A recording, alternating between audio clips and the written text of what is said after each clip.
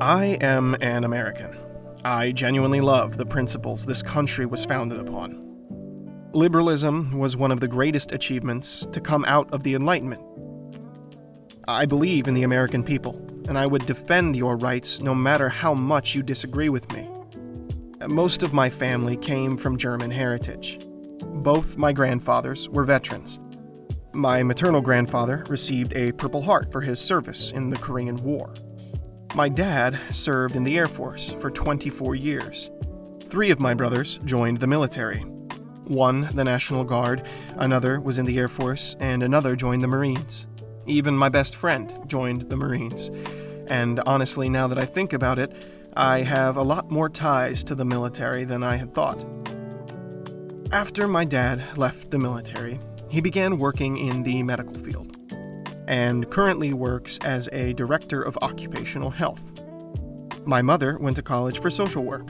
She started our local soup kitchen and directed many of my grade school plays for years. Another one of my brothers started his own business in our hometown. My sister is an artist who had lots of success in her work, on top of genuinely being an amazing artist. Another one of my siblings suffered from addiction, served time in the prison system, and unfortunately is no longer with us.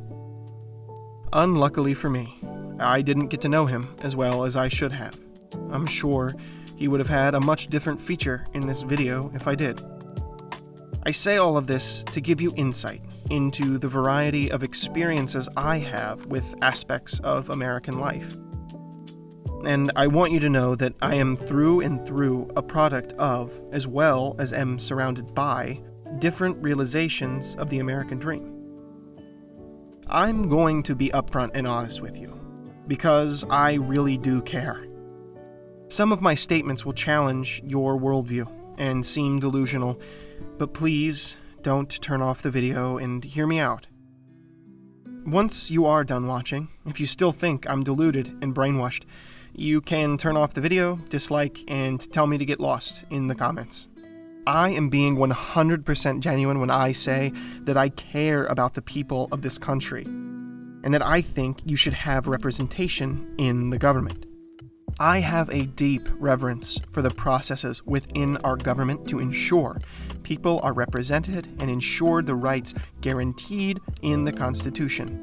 This is exactly why I'm making this video. Those rights are under threat, whether you agree with me or not. This issue is now much larger than the differences we have or our disagreements about the ists and isms we put as labels onto things. We are currently looking at a constitutional crisis that threatens our very structure of government. I know some of you will think that I've been ideologically captured, or think that I'm over-exaggerating, or think that I'm too emotional. But I am making this video because I actually care about you, my fellow American citizens. It's not just about the minorities, the women, transgender community, and all the other groups that get caught up in our culture wars. Which, I won't lie to you, I personally do believe those groups are under a unique threat right now. But this video isn't going to be me trying to preach to you about them. I want to speak to you. I want to speak to those who disagree with me, the people who voted differently than myself. I want to reach out to you because we all need to realize what's going on in the government right now, so we can resist the changes that threaten the American dream. You are being lied to by the people you voted for. The people you think are fighting for you and your beliefs do not care about you. They don't care about this country, and they most definitely do not care about our Constitution. They are working to dismantle our global influence, stealing money from working-class Americans to line their own pockets, and are shredding the Constitution, all while getting you to blame people like me and the left for their atrocities. They want you to believe that I'm brainwashed. They want you to think that I've lost it and just am some emotional libtard too concerned with DEI and the LGBT to see what's right in front of me. But Trump's administration is using you, they are lying to you, and they think you are too stupid to see them for who they really are. And I'm making this video addressing you because I don't think you're stupid. We may disagree on how the country should be run, but I know at the core we do actually agree on the most fundamental principles. Liberty, rights of the individual, the rule of law, our Constitution, that our country shouldn't be exceptional because we're American, but we should be able to call ourselves American because we're exceptional. Checks and balances were created to make sure that the American people wouldn't be victim to one branch consolidating too much power and nullifying the idea of a segmented government. Over time, the executive branch has been slowly given more and more power. The judicial branch and the legislative branch, Congress, are supposed to have the majority of power in the government. Our Congress is the way our votes are supposed to be expressed in government. They represent every single state. In a way, they represent all of us individually. They reflect the variety of opinion in our different states and represent all the different ways people think the government should be run. The president should be the one person we elect who represents the unified version of our country, to be the person that can best combine all those different views we elect into Congress into a unified vision of progress and achievement. The executive orders Trump is currently writing are directly threatening this dynamic. They are trying to steal power away from our elected representatives, ignore the separations of powers in the Constitution, and consolidate power in the executive branch of government. I'm going to walk you through my reasoning for why I believe this so wholeheartedly, so that you have the ability to pick apart exactly where you might disagree or think that I'm flawed. I'm going to use Trump's executive order ending birthright citizenship as an example to flesh out where things have gone off the rails. A lot of people have been calling this unconstitutional, which it is, but I think a lot of people are misunderstanding why it's unconstitutional. The 14th Amendment is just one part of this. It clearly states all persons born or naturalized in the United States and subject to the jurisdiction thereof are citizens of the United States. Trump's executive order protecting the meaning and value of American citizenship clearly looks to change the text of this amendment. This is the obvious part of the unconstitutional claims, as it is attempting to alter the interpretation of this amendment. But that doesn't really move many people to seeing this as a problem, because many people question birthright citizenship, which is okay. Why do we need to have it? Other countries don't have it, and there's nothing that says we do need it, so why fight it so hard? I actually do get this argument. You are perfectly able to question the necessity of birthright citizenship. This isn't some rule that can't be broken, especially if you believe that illegal immigration is a problem. If America decides that it should be removed, then we should remove it.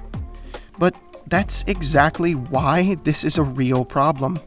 America didn't decide this. Trump did.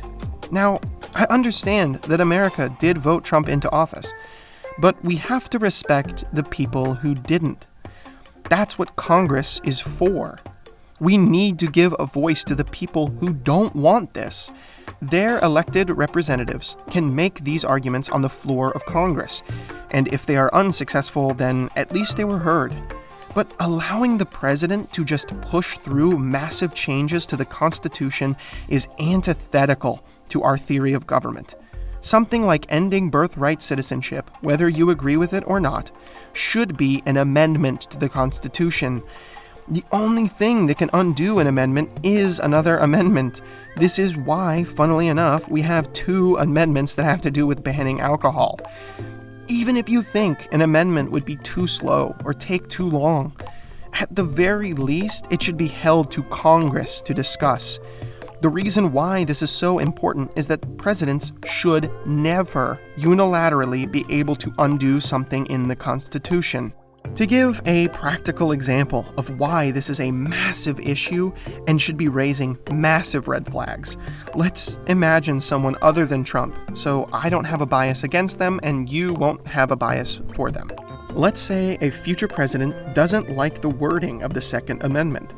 They decide to write up an executive order claiming that due to the line talking about a well-regulated militia, people were never intended to have personal ownership of firearms. And then we no longer have the Second Amendment. I would hope this would cause an absolute outrage. And even though I do hold the view that the Second Amendment should have that interpretation, I would absolutely be against the president doing this. It would be an atrocious abuse of power. This is exactly what Trump is doing with the 14th Amendment. And you might even say, well, that's why we have checks and balances, to prevent it from going through. After all, judges have already blocked this order. There's no reason to freak out and overreact about this. But Musk and Vance have already made public statements saying that the judges should just let these orders go through, that they should just step out of the way, pointing to people being upset over the, quote, fraud they found. This is exactly what I mean when I tell you they are lying to you. In the example of Doge, the executive branch does not have the power to allocate and reallocate funds or completely dismantle agencies. That's uniquely delegated to Congress. People like me are not upset about the fraud being uncovered. If there actually is fraud to be found there, it should be aired out to the public. But the way they are going about doing this is creating a United States without checks and balances. They are trying to change the narrative. They are trying to distract you and lie to you about what's going on. These are things that I'm sure you would be enraged about if you had the right context, if you saw the other side doing this. But people like Elon Musk and J.D. Vance, and yes, even Donald Trump, are lying to you and deceiving you. I'm telling you this not as a Democrat or a liberal or an anti-Trump deranged lunatic. I'm trying to talk to you as an American who believes in the Founding Fathers' vision of our country. I'm talking to you, American to American, trying to defend your rights and ability to vote on what happens in this country. I want your voice to matter. I want you to be protected by our Constitution, and I want the checks and balances of our federal government to remain intact. If, after all of this, you still think that I'm suffering from Trump derangement syndrome, that's okay. We are still Americans at the end of the day, and I will keep fighting for your rights, because that's what's important.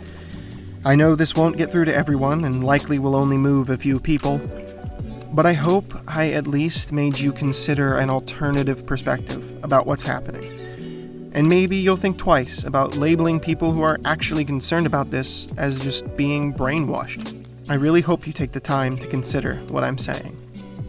As always, thank you for your time.